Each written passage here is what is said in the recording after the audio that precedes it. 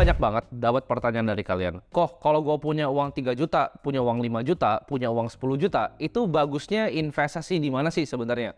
Banyak banget pertanyaan dari kalian tuh anak-anak yang biasa mungkin masih SMA, baru lulus atau bahkan baru kuliah. Di sini daripada gue ngasih tahu kalian ya 2 juta taruh sini, 3 juta taruh sini, ya pecah-pecah ke sini, reksadana, saham, kripto dan lain-lain. Mendingan gue langsung kasih tahu aja. Kesalahan terbesar investasi gua waktu awal gua ibaratnya masih meraba-raba investasi ya di umur 18 tahun. Jadi buat kalian yang baru kenal gua tuh udah bisnis udah lama, investasi udah lama dari umur 15 tahun. Jadi kurang lebih udah 7-8 tahun sekarang di dunia capital market. Nah dari sana gue banyak banget belajar dan di sini gue mau sharing kesalahan gua yang menurut gue itu paling fatal. Dan gua harap kalau gue bisa balik waktu, ya.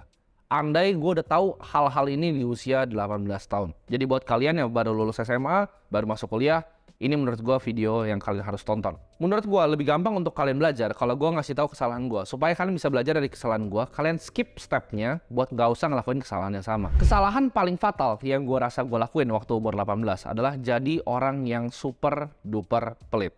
Ya, maksudnya apa? Gue waktu itu nggak ngerti apa-apa tentang uang. Gue nggak tahu uang itu benar-benar di-print dari angin.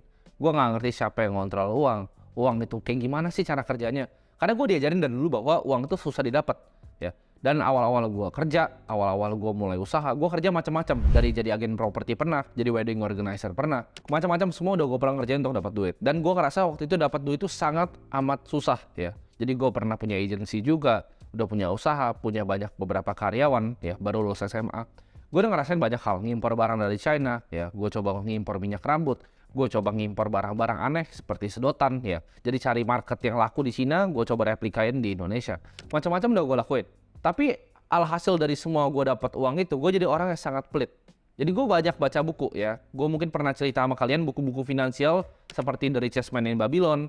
Gue juga pernah baca The Millionaire Next Door ya kan. Gue juga baca Simple Path to Wealth. Jadi diajarin di situ untuk jadi orang yang frugal gitu. Kita harus menghemat, dan menghemat. Nah ini mindset yang ditanamin gue karena gue mau cari uang sebanyak-banyaknya dan gue hemat sebanyak-banyaknya untuk gue bisa berinvestasi. Tapi gue akan kasih tahu kenapa ini adalah mindset yang justru salah. Dulu gue mikirnya ya, konsep yang selalu diajarkan adalah invest di misalnya index fund ya. Kalian mau financial advisor di Indo, mau financial advisor di luar negeri, pasti sarannya sama.